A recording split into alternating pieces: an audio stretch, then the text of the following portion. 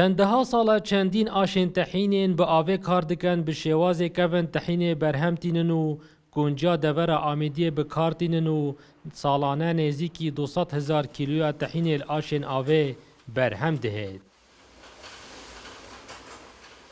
اوشا که گلکی کبنه نانی اف اوشا تقریبا از بما تا 300 سال پتره بس ما اف اوشا شولکیش بو پیرو یهوتیا بوبه هوتیا شینکو بو کرو حتی نهوی شولکات بردام 300 سال پتره و ام شولی خو چو بو پیرت مت کن ام جه وسط کن نه ما چگوری نه خستینه هر کنجد ماید منطقه نه هر ام دارات قلینین ها اوشمه اوویا نه شولی خو ما هشبتی بر امت کن و ام تقریبا سال 40,000 کیلو تحینه ام چت کن.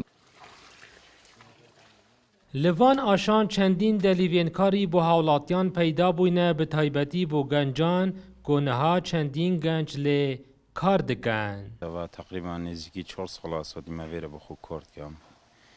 بجوی جیان خوب به خداند کم مال خوب به خداند کم. اول در فداکو کاری بومهر و اول نزدیکی دیویت تقریبا 4 سال از ویره کرد کم آش معاویه ی آویه شوله پاکشم کن. از خالق اوکرما امیت هات دیف نو بدنگت آشی افوشا بری 300 سال پتره یه دانوی و ام وکی گیانچ و 3 سال پتره ام لیره ام مولا خوب روید بینه شولد کن.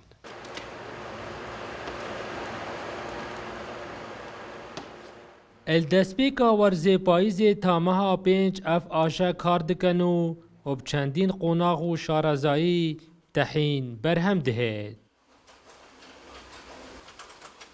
دلدار عارف کورسات نیوز آمیدیه.